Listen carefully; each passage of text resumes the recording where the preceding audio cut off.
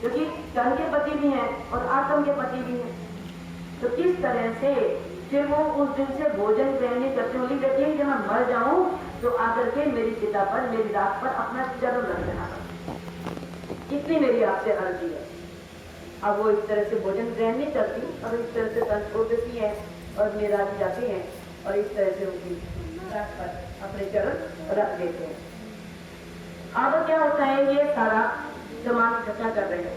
इसके लिए इन्होंने एक सुंदर सा को रख दिया है कांजी भाई कि भाई आप अच्छा सामान खरीदो।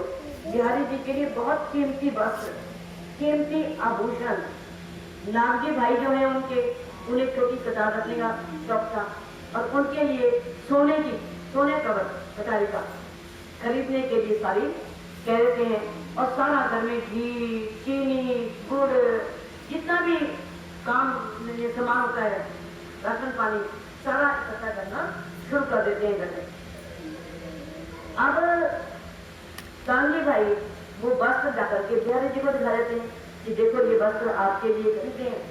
और वस्त्र कहां से खरीदते थे?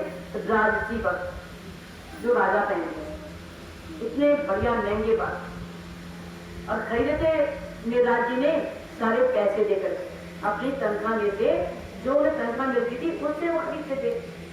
अब ये बात तो बिहारी जी को स्वीकार नहीं हुई कि निराज जी का प्रिय बन जाएगा, सब उनसे प्रेम करेंगे, मैं तो कुछ कहूंगा नहीं। तब उनको लगता है तो भाई बहुत गलत बात हो जाएगी भाई इस तरह से। और इन्होंने नागजी भाई जी हजूरी को भेज करके राजा के पास शिकायत करवा दी कि मेरा धन चुरा रहा है और किस तरह से घर में सामान इकट्ठा कर रहा है।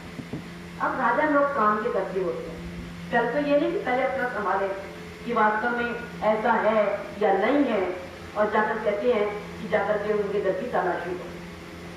अब जब तलाशी ली, अब मेराज अकेले रहते हैं और कितना सामान से इकट्ठा कर रहे हैं, वहां उन्हें वस्त्र भी मिलते हैं, आभूषण भी मिलते हैं। तो तुम्हें लगता है भाई बात तो सही है, ये इतना माल, वस्त्र, आभूषण इकट्ठे कर रहे हैं, इन्हें तो मालूम था। इन्होंने बात की थी बिहारी से, इस तरह सबको इकट्ठा करेंगे, सब इकट्ठे होंगे, जानी अधिक हो सकेगी, सब लोग सुन सकेंगे।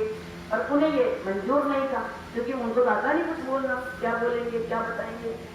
तो उन्हें लगता है कि मेराज का प्रिय बन जाएगा, ये नहीं होना चाहिए। तो इस तरह से